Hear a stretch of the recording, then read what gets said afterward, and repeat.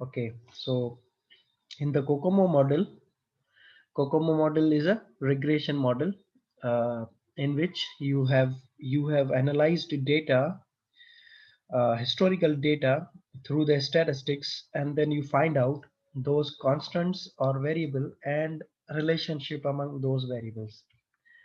ठीक है, तो हम क्या करते हैं, कोकोमो मॉडल को इस्तेमाल करते हैं। हमारे पास जो है ये जो है वो एस्टिमेशन में यूज होता है। और this COCOMO model was presented by Barry Boehm आपको पता है कि सॉफ्टवेयर इंजीनियरिंग में एक बड़ा नाम है। इसने जो है ये मॉडल प्रपोज किया है। इसका जो फुल फॉर्म बनेगा वो ये 3 वर्ड्स हैं असल में। CO जो है ये होगा कॉस्ट, कंस्ट्रक्टिव, और CO दोबारा जो है इसका मतलब है कॉस्ट, और MO जो है ये मॉडल के लिए यूज हुआ है। तो constructive cost model, it's a Kokomo model. तो कोकोमो मॉडल जो है वो इसका अगर फुल फॉर्म लिखा जाए तो वो बनेगा कंस्ट्रक्टिव कॉस्ट मॉडल। ठीक है, ये मॉडल बनेगा। सो इसको शॉर्ट फॉर्म में कोकोमो कहा जाएगा, बाकी इसका नाम full Kokomo constructive cost model है। ये बेरी बॉयम ने हमें दिया था या प्रपोज किया था कोकोमो 1। ठीक है, और इसने क्या कैसे ये प्रपोज किया है, ये एक रिग्रेशन मॉडल है स्टैटिस्टिक्स अप्लाई करके हिस्टोरिकल डेटा के ऊपर। हिस्टोरिकल डेटा मतलब पुराने प्रोजेक्ट्स, लास्ट प्रोजेक्ट्स जो थे उन प्रोजेक्ट्स के ऊपर इसने स्टैटिस्टिक्स अप्लाई की और उसमें से कुछ वेरिएबल्स ड्राइव किए, कुछ कांस्टेंट्स ड्राइव किए, और उनके बेसिस के ऊपर हम लोग अब एस्टिमेशन करते हैं। वो कांस्टेंट कौन से हैं वो मैं आपको पढ़ाऊंगा कि बेरी बॉयम ने हमें कौन कौन से कांस्टेंट्स दिए हैं जिसके ऊपर हम लोग अपनी एस्टिमेशंस करते हैं। हाई लेवली जो कंस्ट्रक्टिव कॉस्ट मॉडल है, जो कोकोमो मॉडल है, इसको 3 जो है फ्लेवर्स में डिवाइड किया है।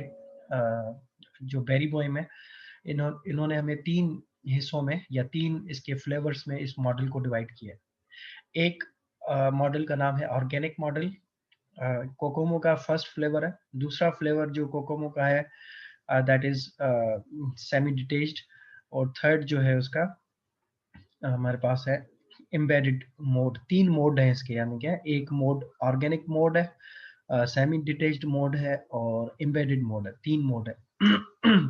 ऑर्गेनिक मोड में हम वो प्रोजेक्ट एस्टिमेट करते हैं जो कि सिंपल और छोटे प्रोजेक्ट होते हैं, जैसे कि पेरोल का कोई सॉफ्टवेयर हो, इन्वेंट्री का कोई सॉफ्टवेयर है, कोई छोटी सी वेबसाइट हो, कोई कैलकुलेशन करनी हो छोटी सी, उसके लिए कोई सॉफ्टवेयर बनाना हो। ठीक है, मतलब ये ऐसे सॉफ्टवेयर होते हैं जो कि डेली बेसिस पे बनते रहते हैं डिफरेंट कंपनीज या सॉफ्टवेयर हाउसेस में, और मुश्किल नहीं होते हैं बनाना। ठीक है, रिपीटेटिव वर्क होता है, यानी कि जैसे कि कोई कंपनी है वो वेबसाइट्स बनाती रहती है, तो वो उसमें एक्सपर्ट होगी वेबसाइट्स बनाने में। किसी दुकान के लिए कोई सॉफ्टवेयर बनाना है, किसी यूनिवर्सिटी के लिए लाइब्रेरी सिस्टम बनाना है, ठीक है, किसी डॉक्टर के लिए उसका अपॉइंटमेंट सिस्टम बनाना है। तो ये छोटे छोटे सॉफ्टवेयर हैं, और ये सॉफ्टवेयर अगर हम एस्टिमेशन करना चाहते हैं तो उसके ऊपर ये मोड अप्लाई करते हैं, ऑर्गेनिक मोड। ठीक है, अच्छा, इस मोड में जो टीम होती है वो न्यू होती है मोस्टली, और छोटी सी टीम होती है इस तरह के प्रोजेक्ट्स में, क्योंकि ये छोटे प्रोजेक्ट्स होते हैं तो इसमें इतनी बड़े हाई फाई बंदों की जरूरत पड़ती नहीं है। स्मॉल टीम और उसमें लिटिल इनोवेशन रिक्वायर्ड होती है। मतलब छोटी सी टीम होती है और उनके पास छोटे मोटे स्किल्स होते हैं। ज्यादा कोई एक्सपर्ट लेवल के बंदे नहीं होते, प्रोग्रामर्स नहीं होते हमारे पास, लेकिन ये छोटे मोटे सॉफ्टवेयर बना लेते हैं। पेरोल, इन्वेंट्री, वेबसाइट्स, इस तरह की चीजें डेवलप हो रही होती हैं, और डेडलाइंस इनके ऊपर इतनी टाइट नहीं होती। अगर प्रोजेक्ट जो है वो डेडलाइन से थोड़ा ज्यादा टाइम ले ले या डेडलाइन से थोड़ा पहले बन जाता है तो कोई फर्क नहीं पड़ता। ठीक है, और डेवलपमेंट जो इन्वायरमेंट है वो स्टेबल होता है। स्टेबल इन्वायरमेंट का मतलब होता है कि जो डेवलपर्स हैं या जो कंपनी के लोग हैं वो ज्यादातर जब जॉब पे आते हैं या ज्वाइन करते हैं तो वो वहाँ पे तकरीबन 6 महीने से 1 साल तक उस कंपनी में काम करते हैं, टिकते हैं। ठीक है, वहां से भागते नहीं जल्दी, क्योंकि वो नए डेवलपर होते हैं, वो सीखते हैं, वहाँ पे आते हैं, काम करते हैं, थोड़ा टाइम रहते हैं वहाँ पे, 6 महीने 1 साल का एक्सपीरियंस लेते हैं, उसके बाद फिर जॉब छोड़ के आगे निकलते हैं। तो डेवलपमेंट एनवायरनमेंट जो है वो स्टेबल है, वो ज़्यादा वो नहीं है, क्या कहते हैं, फ्लूइड नहीं है। फ्लूइड का मतलब होगा कि वो एनवायरनमेंट, ऐसी एनवायरनमेंट जिसमें डेवलपर आपके हर महीने दूसरे महीने छोड़ के चले जाते हैं और आप नए डेवलपर अपॉइंट करते रहते हैं, तो वो फ्लूइड एनवायरनमेंट होता है। एंड दैट एनवायरनमेंट, एक्सपर्ट होते हैं असल में वो लोग, और एक्सपर्ट को जहाँ से अच्छी सैलरी की ऑफर मिलती है वो वहाँ निकल जाते हैं। तो ऑर्गेनिक वाले जो प्रोजेक्ट्स हैं वो छोटे हैं। मैं आप इसको जो समराइज करूं तो वो कुछ इस तरह होगा कि small projects, easy projects, small team, little innovation is required, constraints या डेडलाइंस इतनी मुश्किल नहीं होती, ठीक है, और environment is stable, development environment is stable for the teams. दूसरे टाइप के प्रोजेक्ट्स सेमी डिटेच्ड मोड में किए जाते हैं, जो कि इससे थोड़े से बड़े होते हैं, ठीक है, साइज में बड़े होते हैं, कॉम्प्लेक्सिटी में बड़े होते हैं, इनोवेशन रिक्वायर्ड होती है। जैसे कंपाइलर बनाना हो, अब कंपाइलर हर कोई नहीं बना सकता, ठीक है, वेबसाइट्स लेकिन हर कोई बना सकता है, most of the developers can develop websites, ठीक है, लेकिन कंपाइलर अगर बनाना हो ना, तो एक्सपर्ट लेवल के प्रोग्रामर चाहिए होंगे, वो लोग चाहिए होंगे जिनकी कंप्यूटर साइंस का बैकग्राउंड हो, और उनको फॉर्मल मेथड्स, सब्जेक्ट की नॉलेज हो, या कंपाइलर कंस्ट्रक्शन की डिटेल्ड नॉलेज हो, वो कंपाइलर्स बना सकते हैं। डेटाबेस सिस्टम्स, वो लोग जिनको डेटाबेस की बेसिक्स पता हो, डेटाबेस के स्ट्रक्चर्स पता हो, डेटाबेस की आर्किटेक्चर का पता हो, उनके पीछे जो इंजन है उसके बारे में पता हो, मतलब स्ट्रक्चरल लेवल, आर्किटेक्चरल लेवल चीजें पता हो, तो वो ये सॉफ्टवेयर डेवलप करते हैं, ठीक है, and they are little experts, मतलब मीडियम लेवल एक्सपर्ट्स होते हैं, और वो ये चीजें बनाते हैं, ठीक है, और ठीक ठाक पैसे चार्ज करते हैं, because they are expert level programmers. और उसके, इनकी जो टीम होती है ये मीडियम लेवल टीम होती है, मीडियम भी होती है, लार्ज भी होती है। स्मॉल टीम में ये सॉफ्टवेयर नहीं बनते हैं, ठीक है, ये बड़ी टीम्स बनाती हैं, मतलब मीडियम लेवल की टीम्स बनाती हैं। और इनके अंदर इनोवेशन रिक्वायर्ड होती है, मतलब कंपाइलर तो पहले भी मौजूद है, तो नया कंपाइलर तभी बनेगा ना जब उसमें कोई नई चीज होगी। डेटाबेस पहले से मौजूद है, तो कोई नया डेटाबेस बनेगा तो उसमें कोई खास चीज होनी चाहिए, तभी वो डेटाबेस चलेगा आपका। तो समझ लें कि जो इसमें इनोवेशन है वो थोड़ी सी रिक्वायर्ड है, कोई थोड़ी सी नई चीज, कोई थोड़ा सा नया ट्विस्ट, कोई नया, थोड़ा सा नया एडवांटेज उस चीज में होना चाहिए। कंस्ट्रेंट और डेडलाइंस मॉडरेट होती हैं, यानी कि डेडलाइंस अगर मिस हो जाती हैं तो सम टाइम आपको फाइन पे करना पड़ जाता है, और सम टाइम्स आपको मे बी फाइन ना पे करना पड़े, लेकिन टफ टाइम आपको मिलता है। तो मॉडरेट लेवल की डेडलाइंस होती हैं, और जो एनवायरनमेंट होता है वो फ्लूइड होता है, यानी कि लोग आते जाते रहते हैं, नए डेवलपर्स अपॉइंट होते रहते हैं, पुराने छोड़ के जा रहे होते हैं, क्योंकि जहाँ पे अच्छी सैलरी की ऑफर आती है एक्सपर्ट लेवल के बंदों को, तो वो छोड़ के चले जाते हैं, ठीक है, और नए बंदे आते रहते हैं क्योंकि उनको वहाँ पे सीखने का मौका मिल रहा होता है, तो नए लोग ज्वाइन करते रहते हैं। तो अगर इसको समराइज करें तो medium team, medium level complexity of projects, ठीक है, यूटिलिटी सॉफ्टवेयर मोस्टली समझ लें कि इसमें बनते हैं, और टीम जो है उसमें इनोवेशन लिटिल रिक्वायर्ड होती है, स्टेबल एनवायरनमेंट नहीं होता, फ्लूइड एनवायरनमेंट होता है, डेडलाइंस मॉडरेट होती हैं इसमें। एम्बेडेड मोड की बात करें अगर, तो ये बड़े प्रोजेक्ट्स हैं, large projects, these projects are big projects, like किसी जहाज का ऑटो पायलट सिस्टम बनाना हो, या रियल टाइम सॉफ्टवेयर बना रहे हो, जैसे फायर अलार्म सिस्टम्स बना रहे हो कहीं पे पूरी बिल्डिंग के लिए, या कोई वेपन बनाने हो, हथियार बनाने हो, एटीएम का सॉफ्टवेयर बनाना हो, जैसे कि ट्रैफिक का control system, airline traffic control systems बनाने हो। अब ये वो सॉफ्टवेयर हैं जिनमें इंसान जो है उनकी जिंदगी जो है वो दाव पे होती है समटाइम्स, ठीक है, या वेरी रिस्की, या बहुत ज्यादा पैसे इन्वॉल्व होते हैं इनमें, या फिर लोगों की लाइफ के ऊपर ये सॉफ्टवेयर यूज होने वाले होते हैं। तो जैसे कि वेपन्स हैं, एटीएम्स हैं, ट्रैफिक कंट्रोल सिस्टम्स हैं, एयर ट्रैफिक कंट्रोल सिस्टम्स हैं, ऑटो पायलट सिस्टम्स हैं, ये वो सिस्टम्स हैं कि अगर ऑटो पायलट आपका ना चला या उसने कोई रिस्पॉन्स नहीं किया तो कितने लोगों की जान चली जाएगी। So basically these kind of softwares are softwares which are complex, difficult to develop, and इन सॉफ्टवेयर्स में एरर करने के चांस नहीं होते, मिस्टेक्स हम नहीं कर सकते, यानी कि बग्स नहीं छोड़ सकते।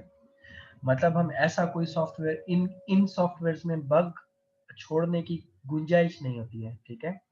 अगर इन सॉफ्टवेयर्स में बग रह जाए तो लोगों की जान जा सकती है।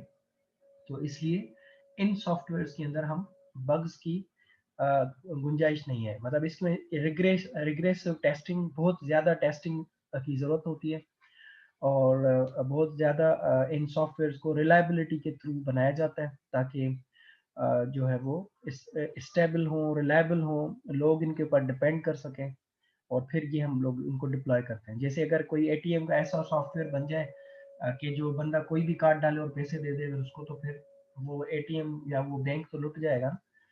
तो इसलिए इन सॉफ्टवेयर के ऊपर आपकी बहुत ज़्यादा फाइनेंशियल ट्रांजैक्शंस भी डिपेंड करती हैं, और लोगों की ज़िंदगी जो है वो इन्वॉल्व होती है। तो ये मुश्किल सॉफ्टवेयर्स होते हैं, इनके लिए डेवलपर भी एक्सपर्ट लेवल के चाहिए होते हैं, और इनके लिए टाइम भी बहुत चाहिए होता है, और बड़ी टीम्स चाहिए होती है। स्मॉल टीम्स का काम नहीं है ये, मीडियम लेवल टीम का काम नहीं है ये। और इनकी डेडलाइंस भी बहुत टाइट होती हैं। मतलब जैसे कि अगर आपको 1 साल में प्रोजेक्ट देना है तो you have to deliver in 1 year, otherwise इनकी जो पेनल्टीज हैं वो बहुत ज़्यादा सीवियर होती हैं, ठीक है। आपको बहुत ज़्यादा फाइन पे करना पड़ता है और आपकी कंपनी बंद हो सकती है बाकायदा। तो इनकी सीवियरिटी बहुत है। तो ये इनकी डेडलाइंस भी टाइट होती हैं, ठीक है। कॉम्प्लेक्स भी बहुत ज़्यादा होते हैं, और कस्टमर या इनके जो हार्डवेयर वगैरह भी बहुत ज़्यादा इन्वॉल्व होते हैं इसमें। तो इनकी जो डेवलपमेंट इन्वायरमेंट है वो दोनों तरफ की है, कॉम्प्लेक्स भी है, और लोग आते जाते रहते हैं, कस्टमर्स भी बहुत स्ट्रिक्ट होते हैं इनमें। सो 3 फ्लेवर्स बताए मैंने आपको कोकोमो के, 3 मोड बताए। ऑर्गेनिक में, सेमी डिटेच में और एम्बेडेड में। इनकी अगर हम समरी देखें तो ये नेक्स्ट स्लाइड पे समरी बनी हुई है। ऑर्गेनिक मोड, प्रोजेक्ट की साइज 2 किलो से लेके 50 किलो के प्रोजेक्ट्स होते हैं, ठीक है। लाइन ऑफ कोड की बात हो रही है। टीम स्मॉल होती हैं, प्रोजेक्ट स्मॉल होते हैं, और टीम के जो मेंबर्स होते हैं वो वेबसाइट या प्रोजेक्ट बनाते रहते हैं, तो फेमिलर होते हैं एप्लीकेशन या टूल के साथ, लैंग्वेजेस के साथ। इनोवेशन थोड़ी सी चाहिए होती है, नहीं भी हो तो चल जाता है, और डेडलाइंस नहीं होती टाइट इतनी, और इन हाउस स्टेबल, मतलब पूरा ही प्रोजेक्ट एक ही जगह बन जाता है, एक ही सॉफ्टवेयर हाउस के अंदर बन जाता है। अलग अलग कंपनी से, अलग अलग सॉफ्टवेयर से कोई चीज़ बनवाने की जरूरत पड़ती नहीं है। मोस्टली पूरा कंप्लीट प्रोजेक्ट एक ही कंपनी के अंदर, एक ही सॉफ्टवेयर हाउस के अंदर बन जाता है। सेमी डिटेच्ड के अंदर 50 किलो से लेके 300 किलो तक के प्रोजेक्ट्स होते हैं, बड़े प्रोजेक्ट्स, मीडियम लेवल प्रोजेक्ट्स हैं ये। और ये प्रोजेक्ट्स, इनके अंदर जो टीम्स है वो मीडियम लेवल टीम्स हैं, ठीक है, और इनकी एवरेज एबिलिटीज होती हैं, और ये अच्छे प्रोग्रामर्स होते हैं। लेकिन मीडियम लेवल इनोवेशन रिक्वायर्ड होती है, मीडियम लेवल के कंस्ट्रेंट्स होते हैं, और जो डेवलपमेंट है वो कुछ खुद करते हैं, और कुछ चीज़ें वो बाहर से खरीदते भी हैं, ठीक है। मतलब कंप्लीट प्रोजेक्ट एक जगह पे बन जाए ज़रूरी नहीं है, और प्रोग्रामर आते भी रहेंगे और जाते भी रहेंगे, दोनों तरह की इन्वायरमेंट्स।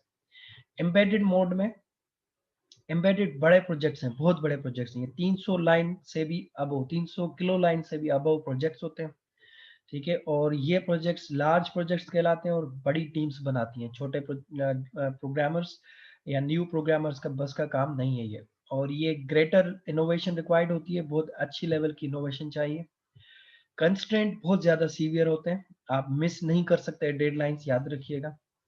और इनके अंदर जो डेवलपमेंट्स हैं वो हार्डवेयर किसी जगह बनते हैं, सॉफ्टवेयर किसी और जगह बनते हैं, इंटीग्रेशन किसी और जगह होती है।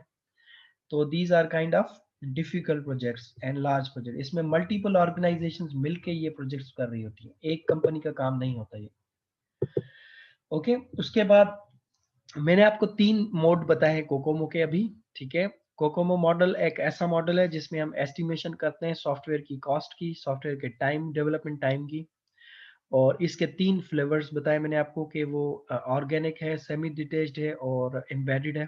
प्रोजेक्ट के टाइप के हिसाब से मोड चूज करते हैं, उसकी टाइप, उसकी इनोवेशन, उसकी टीम की साइज, इन चीजों को देखते हुए मोड सेलेक्ट करते हैं।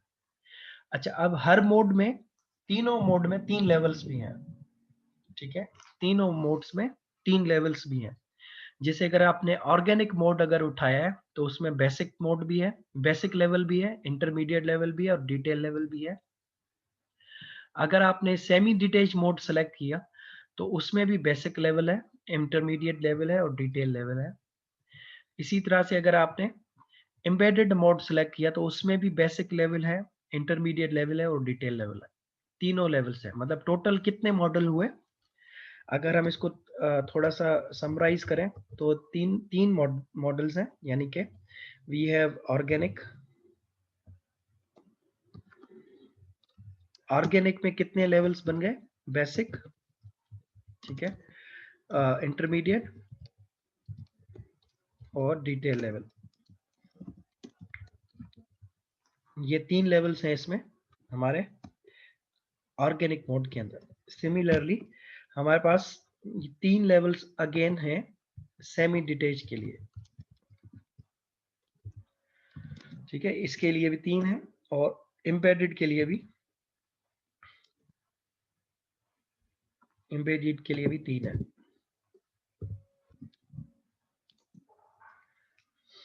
तीन लेवल्स उसके लिए भी हैं। सो टोटल कितने बन गए मॉडल, यानी कि 1 2 3 4 5 6 7 8 9। So basically there are 9 type of 9 choices. जब आप सिलेक्ट करते हैं कि कौन से लेवल की एस्टिमेशन चाहिए और कौन से मोड के ऊपर एस्टिमेशन चाहिए, तो आपके पास 9 चॉइसेस हैं। इनमें से आपने सेलेक्ट करना होता है। जो भी जितना एक्यूरेसी से सिलेक्ट करोगे उतनी अच्छी एस्टिमेशन कर पाओगे, ठीक है। तो ये लेवल्स क्या करती हैं, लेवल्स जो है ये आपको बताती हैं कि आपको एस्टिमेशन में कितनी एक्यूरेसी चाहिए।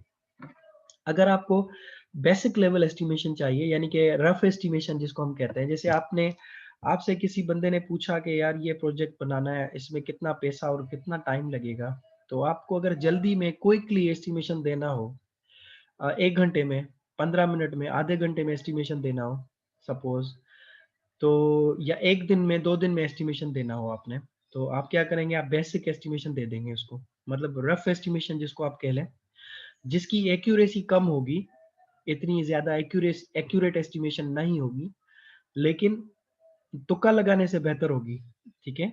तुक्के के ऊपर नहीं बताएंगे, we will do some calculation और जल्दी में क्विकली एक एस्टिमेट करके उसको वैल्यू दे देंगे कि ये इतने पैसों में या इतने टाइम में बन सकता है।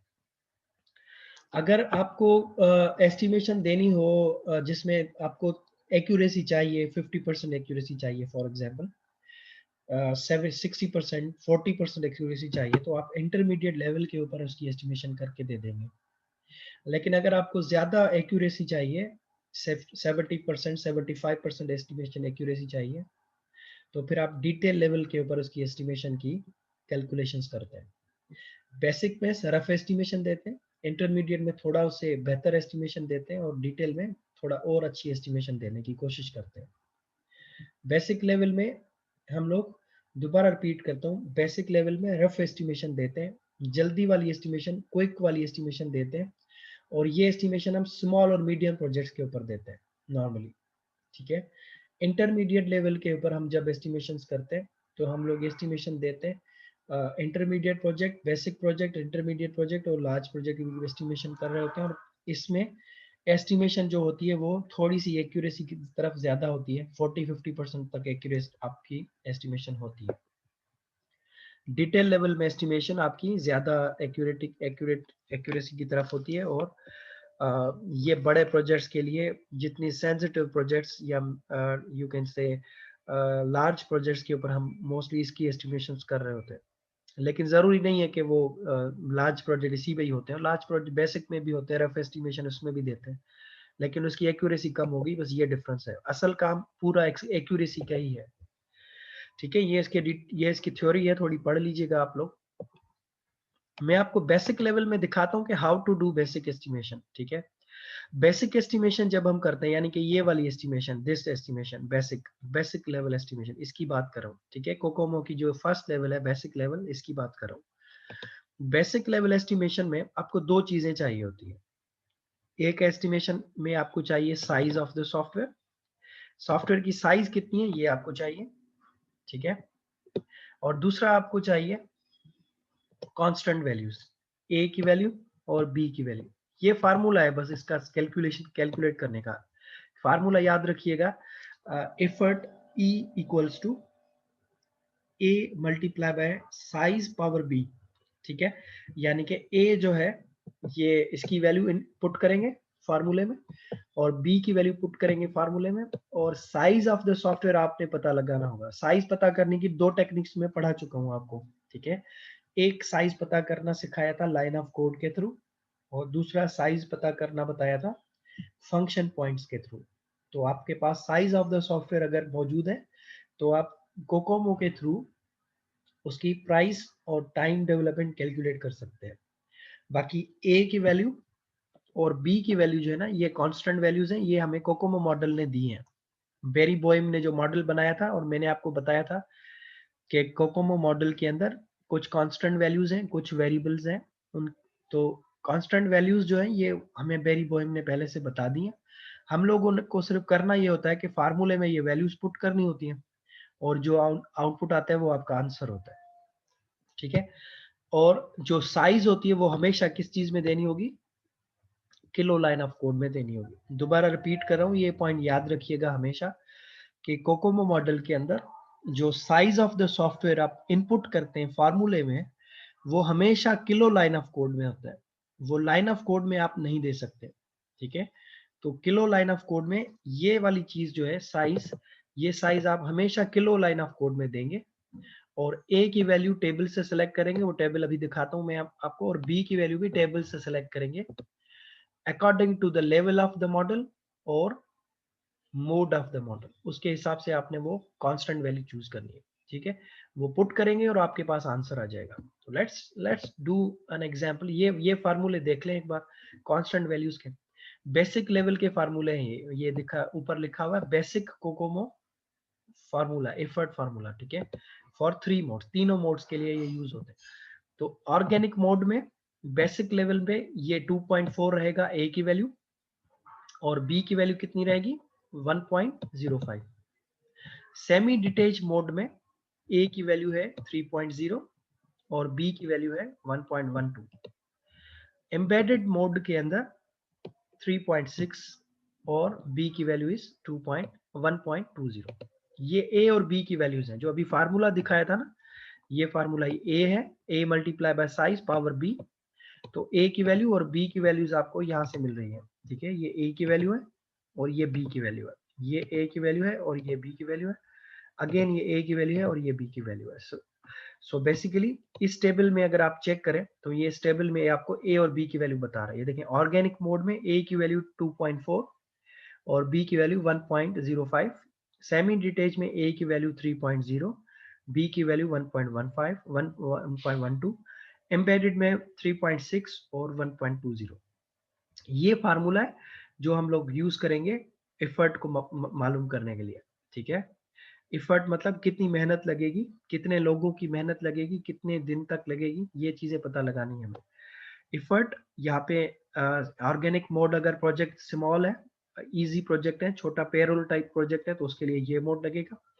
अगर कंपाइलर है, एंटीवायरस है, कोई कॉम्प्लेक्स प्रोजेक्ट है, तो उसके लिए सेमी डिटेल ये वाला फार्मूला लगेगा।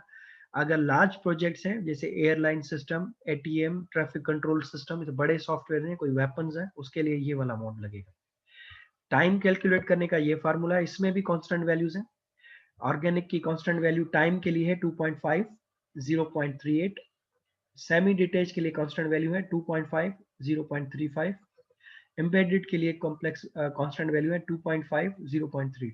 ये कांस्टेंट वैल्यूज है। ई का मतलब एफर्ट है, ये एफर्ट कैलकुलेट करेंगे, ये इसमें पुट करेंगे तो टाइम पता चल जाएगा हमें। किसी को भी कोई कंफ्यूजन हो तो वो पूछ सकता है हैंड रेस करके। मैं आपको दोबारा रिपीट करूं कि ये कांस्टेंट वैल्यूज हमें बेरी बोइम ने दी है, ये हम लोगों को फार्मूले में मिली है, कांस्टेंट फार्मूला जो है कोकोमो का, उसके थ्रू हमें सिर्फ और सिर्फ साइज पता लगाना है। साइज पता लग जाएगा तो हम ये चीज कैलकुलेट कर लेंगे। टोटल कोकोमो के 3 मोड हैं, दोबारा रिपीट कर रहा हूँ, organic mode, semi detach mode और एम्बेडेड मोड। ये वाले फार्मूले बेसिक लेवल के हैं, ये भी बेसिक लेवल के हैं और ये भी बेसिक लेवल के फार्मूले।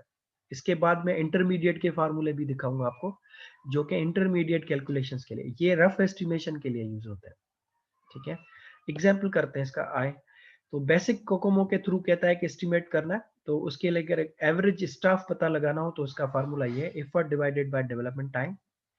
प्रोडक्टिविटी पता लगानी होगी तो उसका फार्मूला है size divided by effort.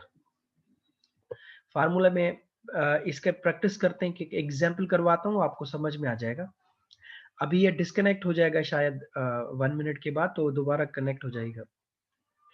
Example जो है उसमें कहता है कि development project is size at 7.5 kilo. कहता है एक प्रोजेक्ट है, उसकी साइज है 7.5 kilo line of code and is evaluated as being simple.